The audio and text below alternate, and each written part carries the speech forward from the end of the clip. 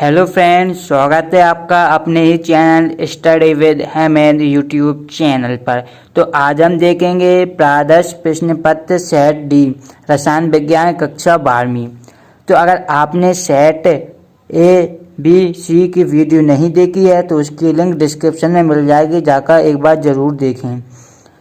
तो हम आपको पूरे सेट बताएंगे। टोटल सैंपल पेपर में 8 सेट हैं, तो टोटल अपलोड कर दिए जाएंगे, तो आप जरूर देखें। तो चलिए आज का वीडियो शुरू करते हैं। पहला है बहुविकल्पीय प्रश्न। निम्नलिखित में से अक्रिस्टलीय पदार्थ है? नमक, सोडा, कांच, उपयुक्त में से कोई नहीं। तो जो कांच होता है इसमें अक्रिस्टलीय पदार्थ है, तो इसका राइट आंसर हो जाएगा सा। कांच अक्रिस्टलीय पदार्थ है। चलिए आगे बढ़ते हैं, नेक्स्ट देखते हैं। तो दूसरा है हमारा, निम्नलिखित में से सहसंयोजी क्रिस्टल है? नमक, सोडा, हीरा या कॉपर। तो जो हीरा होता है, कई बार पूछा गया है सहसंयोजी ठोस, तो हीरा एक सहसंयोजी ठोस है, वेरी इंपॉर्टेंट ऑब्जेक्टिव है। तीसरा है अपक्रिया C12H22O11 plus H2O C6H12O6 plus C6H12O6 एक उदाहरण है प्रथम कोटि की अपक्रिया का, द्वितीय कोटि की अपक्रिया का, तृतीय कोटि या शून्य कोटि। तो यह प्रथम कोटि की जो अपक्रिया होती है उसका उदाहरण है। सुक्रोज से ग्लूकोज और फ्रक्टोज बनते हैं, तो यह प्रथम कोटि की अपक्रिया होती है। ऐसे भी पूछ सकते हैं कि सुक्रोज से ग्लूकोज और फ्रक्टोज बनने की क्रिया कौन सी कोटि की है? तो यह प्रथम कोटि की है। आगे बढ़ते हैं। प्रश्न क्रमांक 4 है, अधिशोषण क्या है? तो जो अधिशोषण है एक ऊष्माक्षेपी प्रक्रिया में, इसका राइट आंसर ए हो जाएगा, ऊष्माक्षेपी। पांचवा है भौतिक अधिशोषण में ठोस की सतह पर गैस के अणु बंधे रहते हैं रासायनिक बंधों द्वारा, स्थिर वैद्युत बलों द्वारा, गुरुत्वीय बलों द्वारा या वांडर वाल्स बलों द्वारा। तो जो वांडर वाल्स बल होते हैं उनके द्वारा भौतिक अधिशोषण में ठोस की सतह पर गैस के अणु बंधे रहते हैं। राइट आंसर द हो जाएगा। अब देखते हैं प्रश्न क्रमांक 2, रिक्त स्थानों की पूर्ति कीजिए। तो अब हम रिक्त स्थानों की पूर्ति करेंगे, मोस्ट इम्पोर्टेंट हैं, जरूर देखें इन बार, आप जरूर एक बार देखें। तो पहला है हमारा, कुल प्रकार के क्रिस्टल तंत्र होते हैं। तो मोस्ट इंपॉर्टेंट है, कुल कितने प्रकार के क्रिस्टल तंत्र होते हैं। यूनिट फर्स्ट में 4 ऑब्जेक्ट आते हैं, तो जिसमें से बहुत ही मोस्ट इंपॉर्टेंट है। तो कुल 7 प्रकार के क्रिस्टल तंत्र होते हैं। कितने? 7 प्रकार के क्रिस्टल तंत्र होते हैं। फिर दूसरा है मैकेलाइट का अयस्क है, वेरी इंपॉर्टेंट यह भी है। तो यह तांबे का अयस्क है। मैकेलाइट तांबे का अयस्क है, तांबे का। तीसरा है HgCl2 और Ki का क्षारीय विलयन क्या कहलाता है? तो यह भी बहुत ही ज़्यादा इंपॉर्टेंट है दोस्तों, वेरी वेरी इंपॉर्टेंट है। HgCl2 का Ki का क्षारीय विलयन, तो यह नेसलर अभिकर्मक कहलाता है। नोट डाउन कर लीजिए, नेसलर अभिकर्मक। फिर एफ ब्लॉक के तत्व कहलाते हैं। तो जो एफ ब्लॉक के तत्व होते हैं वह अंतः संक्रमण तत्व कहलाते हैं। फिर DMG एक यौगिक है, तो यह भी वेरी इंपॉर्टेंट है। तो DMG एक रासायनिक यौगिक है। कैसा है? रासायनिक यौगिक है। चलिए नेक्स्ट देखते हैं। अब हम देखेंगे एक वाक्य शब्द और वाक्य में उत्तर। तो पहला क्या है? पहला है हमारा, फ्लूओरीन की कम इलेक्ट्रॉन बंधुता का क्या कारण है? तो इलेक्ट्रॉन बंधुता के कम होने का कारण होता है फ्लोरीन के संयोजी कोश में डी ऑर्बिटल अनुपस्थित होना। जो डी ऑर्बिटल होते हैं जो इलेक्ट्रॉन के संयोजी कोश में, तो फ्लोरीन में अनुपस्थित होता है, इस कारण इसमें जो इलेक्ट्रॉन बंधुता होती है वह कम होती है। सेकेंड है बॉक्साइट अयस्क में Fe2O3 व SiO2 दोनों की अशुद्धियां मिली होने पर उसका शोधन किस विधि से किया जाता है? तो यह शोधन किया जाता है, एक हॉल विधि होती है बॉक्साइट के शोधन के लिए। तो Fe2O3 और SiO2 का शोधन किया जाता है हॉल की विधि द्वारा। चलिए आगे बढ़ते हैं, नेक्स्ट देखते हैं। तीसरा है दूध में उपस्थित डाइसैकेराइड शर्करा क्या कहलाती है? तो जो डाइसैकेराइड शर्करा होती है वह कहलाती है लैक्टोज शर्करा। ठीक है दोस्तों, लैक्टोज शर्करा। चौथा है बेकेलाइट किस बहुलक का उदाहरण है? तो जो बेकेलाइट है एक प्राकृतिक नेचुरल बहुलक है, प्राकृतिक आइसोमर है बेकेलाइट। पांचवा है भोजन पकाने के बर्तनों पर नॉन स्टिक आवरण चढ़ाने के लिए किस बहुलक का प्रयोग किया जाता है? तो यह टेफ्लॉन बहुलक होता है। टेफ्लॉन नामक एक बहुलक होता है जिसका प्रयोग भोजन पकाने के जो बर्तन होते हैं पर नॉन स्टिक आवरण चढ़ाने के लिए किया जाता है। चलिए आगे बढ़ते हैं। सही जोड़ी है प्रश्न क्रमांक 4, सही जोड़ी बनाइए। तो क्या है सहसंयोजी क्रिस्टल, तो मैंने पिछली वीडियो में भी बताया था कि इसमें से यही पूछा जाता है सहसंयोजी क्रिस्टल। तो सहसंयोजी क्रिस्टल क्या है, हीरा और ग्रेफाइट। तो राइट आंसर क्या हो जाएगा इसका, फर्स्ट का हीरा ग्रेफाइट।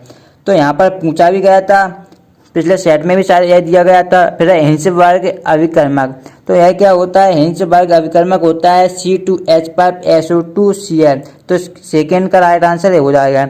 तीसरा है प्राकृतिक रबर, तो प्राकृतिक रबर क्या होता है, प्राकृतिक रबर होता है न्यूप्रेन। तो तीसरा यही हो जाएगा। फिर है चौथा आर्गन, तो आर्गन क्या है, बल्बों में उपयोगी होती है। तो चौथा हो जाएगा। और फिर है व्यंजक चूर्ण, तो यह क्या होता है, व्यंजक चूर्ण होता है हमारा कैल्शियम ऑक्सीक्लोराइड CaOCl2। तो इसका पांचवा हो जाएगा। तो यही थे सही जोड़ी। अब देखते आगे बढ़ते हैं। अब अंक 2 के प्रश्न आएंगे। खंड वा है, तो प्रश्न क्या है, न्यूमेरिकल है। न्यूमेरिकल जरूर आप करके जाए, पेपर में अच्छे मार्क्स लाना चाहते हैं 90+, तो न्यूमेरिकल आपको छोड़ना बिल्कुल भी नहीं है। 1.00 ग्राम वैद्युत अपघट्ट 50 ग्राम बेंजीन में घोलने पर बेंजीन का हिमांक बिंदु 0.40 केल्विन कम हो गया है। बेंजीन के लिए KF 5.12 kelvin kilogram mole inverse है। ब्ले का मोलर द्रव्यमान ज्ञात कीजिए। तो ये सॉल्व किया गया है, आप देख सकते हैं। नेक्स्ट है, यहाँ प्रश्न दिया गया, इसके अथवा में ग्लूकोज के उस विलयन की सांद्रता ज्ञात कीजिए जो 6.0 ग्राम लीटर यूरिया विलयन के संप्रासी है। तो ग्लूकोज का अनुवाद दिया गया है 180 तथा यूरिया का अनुवाद दिया गया है 60। चलिए अब आगे बढ़ते हैं। तो यह न्यूमेरिकल को सॉल्व किया गया है। फिर है द्रव स्नेही एवं द्रव विरोधी कोलाइड में तुलना कीजिए, अंतर लिखिए, कोई 2 लिखना है। तो अंक 2 के लिए वेरी मोस्ट इंपॉर्टेंट है, तो अच्छी तरीके से कर लीजिएगा। हिस्सा लाने की संभावना इसकी 90+% है। फिर अथवा में आकाश का रंग नीला क्यों दिखाई देता है, तो वेरी इंपॉर्टेंट है। वायुमंडल में जो उपस्थित धूल के कण एवं जो कोलाइडी विलयन का निर्माण करते हैं, धूल के कोलाइडी कणों द्वारा प्रकाश का विकिरण के कारण आकाश का रंग नीला दिखाई देता है। या आप तो आप डायरेक्ट लिख सकते हैं कि प्रकाश के विकिरण के कारण आकाश का रंग नीला दिखाई देता है। नेक्स्ट है द्विग लवण और जटिल या संकुल लवण में अंतर लिखिए। तो यह किसी प्रकार पूछ सकता है, द्विग लवण और संकुल लवण में अंतर है, द्विग लवण या जटिल लवण में अंतर। तो कोई 2 लिखने, अंक 2 के लिए है। यह भी वेरी मोस्ट इंपॉर्टेंट प्रश्न है। चलिए आगे बढ़ते हैं, आगे देखते हैं। तो नेक्स्ट प्रश्न है हमारा, आयनन समवायता क्या है, एक उदाहरण दीजिए। तो जो ऐसे योग जिनके अणुसूत्र समान हो परंतु विलयन में भिन्न भिन्न प्रकार के आयन देते हों, आयनन समवायी कहलाते हैं। इस प्रकार की समवायता आयनन समवायता कहते हैं। तो क्या आयनन समवायता, तो इसका अर्थ क्या कि आयन जो निकलने उत्पन्न हो वह भिन्न भिन्न हों। नेक्स्ट देखते हैं, उदाहरण दिया गया है CONH3 यह गहरा बैंगनी होता है। कलर भी दिया गया है, कलर भी पूछ लेते हैं ऑब्जेक्टिव में, कलर आपको याद रखना है। प्रश्न क्रमांक 8 का फर्स्ट है नॉर्मलता की परिभाषित कीजिए, और दूसरा एनओएच के 2 ग्राम 250 मिलीलीटर विलयन में उपस्थित है तो विलयन की नॉर्मलता ज्ञात कीजिए। तो इंपॉर्टेंट है, न्यूमेरिकल नॉर्मलता से पूछ लिए जाते हैं। मोस्ट इंपॉर्टेंट क्वेश्चन है, हेनरी का नियम लिखिए तथा एक उदाहरण दीजिए। वेरी मोस्ट इंपॉर्टेंट है हेनरी का नियम। इस नियम के अनुसार स्थिर ताप पर किसी गैस की तरह विलेयता गैस के आंशिक दाब के समानुपाती होती है। तो वेरी मोस्ट इंपॉर्टेंट है। चलिए आगे बढ़ते हैं। मोस्ट इंपॉर्टेंट बताए जा रहे हैं, सेट में जितने प्रश्न दिए गए वेरी मोस्ट इंपॉर्टेंट है, तो इनको आप बिल्कुल भी स्किप ना करें, वीडियो को लास्ट तक देखें। और अभी तक वीडियो को लाइक नहीं किया तो लाइक कर दें और चैनल को सब्सक्राइब कर दें और ऑल नोटिफिकेशन पर क्लिक कर दें, जिससे हम कोई वीडियो डालें उसकी नोटिफिकेशन सबसे पहले आप तक पहुंच जाए। अगर आपने सेट ABC नहीं देखे तो उसकी लिंक डिस्क्रिप्शन में मिल जाएगी, जरूर जाकर एक बार जरूर देखें। नेक्स्ट है प्रश्न क्रमांक 9, बेंजीन डाइएजोनियम क्लोराइड से निम्न को कैसे प्राप्त करेंगे। क्लोरोबेंजीन, फेनिल साइनाइड और डाइफेनिल। तो क्लोरोबेंजीन क्या होती है, बेंजीन डाइएजोनियम क्लोराइड को क्यूप्रस क्लोराइड के HCl में बने विलयन के साथ मिलाने पर क्लोरोबेंजीन बनती है। तो यहाँ पर क्या है, यह क्लोरोबेंजीन है C6H5N2Cl, सॉरी यह बेंजीन डाइएजोनियम क्लोराइड है। तो यह क्या क्यूप्रस क्लोराइड और HCl से क्रिया कराई गई है, विलयन के साथ मिलाने पर क्लोरोबेंजीन बनती है। तो यह क्या हुआ, यहाँ पर N2 अलग हो गया है, C6H5Cl, N2 यह बाहर निकल चुका है, तो यह क्लोरोबेंजीन प्राप्त हो गई है हमारी। फिर फेनिल साइनाइड, तो KCN के CU2CN2 से बने विलयन को बेंजीन डाइएजोनियम क्लोराइड के साथ मिलाने पर फेनिल साइनाइड बनता है। तो यह क्या है, बेंजीन डाइएजोनियम क्लोराइड है। तो KCN की क्रिया करा दी है CU2CN की उपस्थिति में, तो यह इसमें क्या हुआ है, C6C5CN हमारा बन चुका है और N2 प्लस KCl बाहर निकल गए हैं, फेनिल साइनाइड बन चुका है।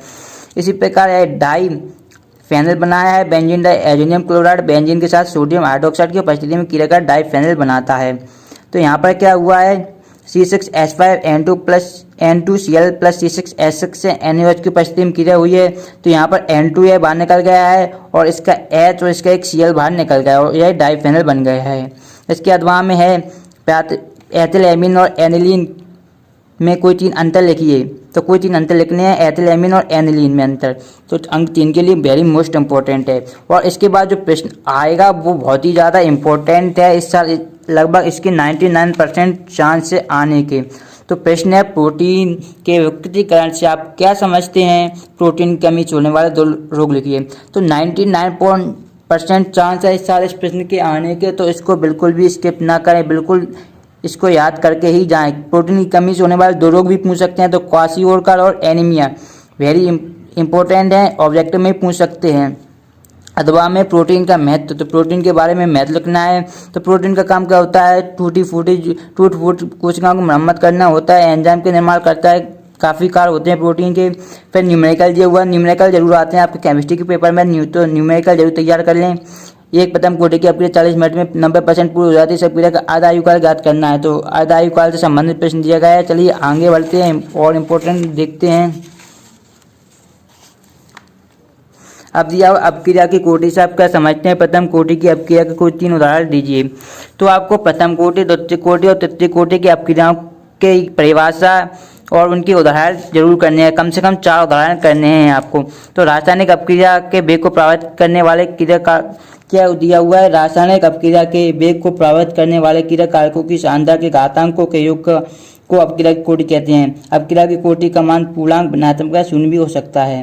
तो यहाँ पर एक अपक्रिया दी हुई है, small A capital A plus small B capital B, और क्या है सी कैपिटल सी के लिए अपक्रिया की दर के क्या है, ए की पावर ए बी की पावर बी, तो अपक्रिया की कोटि होगी ए प्लस बी होगी, यानी कि जो पावर होती है वह जुड़ जाती है। तो प्रथम कोटि अपक्रिया के उदाहरण NH4 NH2, तो N2 बन गया, 2H2O बन गया। तो इस प्रकार ये उदाहरण दिए हुए हैं, कर लीजिएगा, इंपॉर्टेंट है और यह वेरी इंपॉर्टेंट है। डी ब्लॉक और एफ ब्लॉक के तत्वों के बीच 4 अंतर। तो इसमें जो था लेंटिनाइट इलेक्ट्रोनाइट में अंतर जितना इंपॉर्टेंट है उतना ही है डी ब्लॉक और एफ ब्लॉक में अंतर। इन दोनों प्रश्नों में एक प्रश्न इस साल आने की बहुत ज़्यादा उम्मीद है। इन दोनों में से एक आध प्रश्न इस साल आपको देखने को मिल सकता है, तो इन दोनों कर लीजिए, डी ब्लॉक और एफ ब्लॉक में अंतर। तो डी ब्लॉक का इन तत्वों में अंतिम इलेक्ट्रॉन n-d कक्षक में प्रवेश करता है, जबकि जो एफ ब्लॉक होता है उसमें 4f5f में प्रवेश करता है। तो अंतर आप देख लीजिए। चलिए हम आगे पढ़ते हैं। आगे का प्रश्न हमारा संक्रमण तत्व क्या है, संक्रमण धातुओं के कोई 3 अभिलक्षित गुण लिखिए। तो वेरी मोस्ट इंपॉर्टेंट है संक्रमण धातुओं का भी। इसके बाद है हमारा, तो यहाँ दिया गया है ऐसे तत्व जिनमें के परमाणु मुक्त ऑक्सीकरण अवस्था के आयन में n-d कक्षक आंशिक रूप से भरे होते हैं, संक्रमण तत्व या संक्रमण धातुएं कहलाती हैं। विशेषताएं क्या, ये कठोर तथा उच्च गलनांक वाली धातुएं होती हैं, ये रंगीन आयन देती हैं, ये अधिकांश जटिल यौगिक बनाती हैं। फिर है प्रश्न क्रमांक 13, क्या होता है जब समीकरण द्वारा समझाने एसीटोन को आयोडीन के क्षारीय विलयन के साथ गर्म किया जाता है, क्लोरोबेंजीन को क्लोरा के साथ H2SO4 की उपस्थिति में गर्म किया जाता है और क्लोरोबेंजीन को ईथर की उपस्थिति में सोडियम के साथ गर्म किया जाता है, एथिल ब्रोमाइड के अल्कोहलिक QH के साथ गर्म किया जाता है। तो यहाँ पर रिएक्शन की गई है, एसीटोन को किसके साथ, आयोडीन के क्षारीय विलयन के साथ गर्म किया गया है। आयोडीन है थ्रियाइड लिया है आयोडीन, और सोडियम और हाइड्रोक्साइड का क्षारीय विलयन है। तो इस प्रकार एक क्रिया हुई है, सारी क्रियाएं यहाँ पर हो रही हैं। इसके अधवा में देखते हैं कौन सा है। तो इसके अधवा में है क्लोरोबेंजीन की निम्न अपक्रियाओं के समीकरण लिखिए, हैलोजनीकरण, नाइट्रीकरण, सल्फोनीकरण और एल्किलीकरण। तो इससे आपको समझना चाहिए कि क्लोरोबेंजीन पर हैलोजनीकरण है, हैलोजन की क्रिया, हैलोजनीकरण से मतलब है किसी हैलोजन की क्रिया कराएं क्लोरोबेंजीन पर, नाइट्रीकरण किसी नाइट्रेट की क्रिया कराएं, और सल्फोनीकरण किसी सल्फर की क्रिया कराएं, और एल्किलीकरण से किसी एल्किल की क्रिया कराएं। तो यहाँ पर आप देख सकते हैं हैलोजनीकरण में क्या है, जब क्लोरोबेंजीन की क्रिया क्लोरीन से FeCl2 की उपस्थिति में अंधेरे में कराई जाती है तो वो डाई ऑर्थो पढ़ते हैं, इसे ऑर्थो डाई क्लोरोबेंजीन या पैरा डाई क्लोरोबेंजीन प्राप्त होता है। तो एक क्रिया कराई गई है, यहाँ पर क्या Cl2 है, एक Cl यहाँ जुड़ जाएगा और एक Cl यहाँ पर जुड़ जाएगा, ऑर्थो और पैरा। तो इस प्रकार क्रिया कराई गई है। फिर है आगे का सल्फोनीकरण। तो सल्फोनीकरण H2SO4 की क्रिया कराई जाती है सामने H2SO4 द्वारा। तो यहाँ क्या है, H2SO4 को तोड़ दिया यहाँ पर, तो SO3H और S में जोड़ेंगे तो H2 निकल जाएगा। इसी प्रकार एल्किल है, इसे हम फ्रीडल क्रॉप अपग्रेड कहते हैं, वेरी सिंपल है। फिर है प्रश्न क्रमांक 14, निम्नलिखित परिवर्तनों के रासायनिक समीकरण दीजिए। एथेनॉल से डाई एथिल ईथर और डाई एथिल ईथर से एथेनॉल, एथेनॉल से एथाइल एसीटेट और ग्लूकोज से एथेनॉल। वेरी मोस्ट इंपॉर्टेंट है, इनको आप अच्छी तरीके से कर लीजिए। आपने पढ़ तो लिया होगा, एक बार रिवीजन जरूर कर लीजिए। वीडियो को स्किप ना करके देखें, बिल्कुल वीडियो को पूरा देखें, तभी आपको समझ में आएगा। आपको एक बार रिवीजन आप पढ़ लेंगे तो आपका एक बार रिवीजन जरूर हो जाएगा। फिनॉल का फ्रेंड अथवा फिनॉल की अम्लीय स्वभाव लिखिए। फिनॉल से इलेक्ट्रोफिलिक विस्थापन, तो फिनॉल का अम्लीय प्रभाव प्रदर्शित किया गया है और इलेक्ट्रोफिलिक विस्थापन भी प्रदर्शित किया गया है। फिर है प्रश्न क्रमांक 15, प्रयोगशाला में एसीटोन बनाने की विधि का वर्णन कीजिए तथा रासायनिक समीकरण सहित नामांकित बनाइए। तो प्रयोगशाला में एसीटोन कैल्शियम एसीटेट के शुष्क आचरण द्वारा बनाया जाता है। जो एसीटोन हम किस प्रकार बनाते हैं, कैल्शियम एसीटेट का शुष्क आचरण किया जाता है, तब एसीटोन प्राप्त होता है। तो मोस्ट इंपॉर्टेंट है एसीटोन बनाने की विधि। तो यहाँ पर डायग्राम बनाया गया है एसीटोन का और यहाँ पर क्रिया रासायनिक समीकरण दिया गया है, शुष्कासन किया गया है कैल्शियम एसीटेट का, तो एसीटोन प्राप्त हो गया है। इसके बाद नामांकित चित्र है प्रयोगशाला में एसीटोन का निर्माण। यहाँ पर इसके अध्वाम दिया है क्या होता है जब एसिटिलीन जल के साथ HgS पूर्व H2H की उपस्थिति में किया जाता है। रासायनिक अपक्रिया लिखिए। तो रासायनिक अपक्रिया लिखी हुई है, आगे बढ़ते हैं। फिर यहाँ पर दिया गया है 16वां है एसिटिक अम्ल के लिए जो अनंत तंत्र पर हमें मूलर चालकता ज्ञात करनी है, सब दिए गए हैं। HCl की अनंत तंत्र मूलर चालकता 426.0 ohm inverse centimetre square, mole inverse इस प्रकार CH3COO की है 91.0 mole ohm inverse centimetre square mole inverse, और NaCl की है 126.0 ohm inverse centimetre square mole inverse. तो इसके अलावा में भी न्यूमेरिकल है, तो आपके पेपर में न्यूमेरिकल आना ही है, तो आप करके जरूर जाएं। अगर न्यूमेरिकल नहीं करेंगे तो आप फुल मार्क्स की सोचिए बिल्कुल भी नहीं। दूसरा 5 एम्पियर विद्युत धारा 30 मिनट तक AgNO3 से भरे पात्र में प्रवाहित करने पर 10.07 ग्राम चांदी जमा हो जाती है। चांदी का वैद्युत रासायनिक तुल्यांक ज्ञात कीजिए। यदि हाइड्रोजन का वैद्युत रासायनिक तुल्यांक 0.00001036 है तो चांदी का तुल्यांक बार ज्ञात कीजिए। वेरी मोस्ट इंपॉर्टेंट तुल्यांक की बार इस प्रकार निकाला जाता है। फिर दुर्बल विद्युत अपघट क्या है, उदाहरण से समझाइए। यहाँ पर एक और न्यूमेरिकल दिया गया है, अच्छी तरीके से देख लीजिए। हम आगे बढ़ते हैं। वीडियो काफ़ी बड़ी हो रही है इसलिए मैं आपको नहीं बता पा रहा हूँ सॉल्यूशन, तो आप देख लीजिए एक बार। आपको प्रश्न तो आपने याद ही किए होंगे, आपको सिर्फ प्रश्न के लिए मैं वीडियो बना रहा हूँ, आपको प्रश्न पता चल जाए कौन से इस सेट में दिए गए हैं। फिर नाइट्रिक अम्ल के निर्माण की ओस्टवाल विधि का वर्णन कीजिए। पिछले में सल्फ्यूरिक अम्ल के निर्माण की थी विधि। चलिए आगे देखते हैं। आगे है यह विधि दी गई है ओस्टवाल की। फिर नेक्स्ट प्रश्न है हमारा ब्रोडी के ओजोनाइजर का सच वर्णन कीजिए। तो 90% चांस है इसके कितने, 90% चांस इस बार इसके आने के ब्रोडी का ओजोनाइजर। तो इसका डायग्राम दिया हुआ है। इसके अथवा में निम्न को समझाइए। ज्वरनाशी, दर्द निवारक, पीड़ाहारी, शामक औषधि और एंटी हुआ है। ज्वरनाशी की परिभाषा दर्द निवारक की शामक औषधि और एंटी फर्टिलिटी या प्रजनन क्षमता औषधि। इसके अथवा में दिया है निम्नलिखित औषधि पौधों के सक्रिय घटकों के नाम तथा औषधि उपयोग लिखिए। तो दिए गए हैं आंवला, हल्दी, तुलसी, नीम और सदाबहार। तो दोस्तों यही सेट हमारा क्या था, सेट डी। अगर दोस्तों वीडियो पसंद आए तो वीडियो को लाइक जरूर करें, साथ साथ चैनल को सब्सक्राइब जरूर करें इसी प्रकार के सेट देखने के लिए। अब हम आपको chapter by chapter important question बताएंगे। केमिस्ट्री के साथ साथ मैथ, बायोलॉजी के भी आपको इंपॉर्टेंट क्वेश्चन बता दिए जाएंगे, तो चैनल को सब्सक्राइब जरूर करें। इसके बाद जो हमारे 4 सेट रह गए हैं, सेट 1, सेट 2, सेट 3 और सेट 4, उनकी वीडियो आपको चैनल पर मिल जाएगी कुछ ही समय बाद। तो जाकर जरूर चैनल पर बने रहें और चैनल को जरूर सब्सक्राइब कर लें और साथ साथ ऑल नोटिफिकेशन पर क्लिक कर दें, जिससे हम कोई वीडियो डालें उसकी नोटिफिकेशन सबसे पहले मिल जाए। चलिए मिलते हैं एक नई वीडियो के साथ, तब तक देखते रहिए आपका अपना चैनल स्टडी विद हेमंत। धन्यवाद।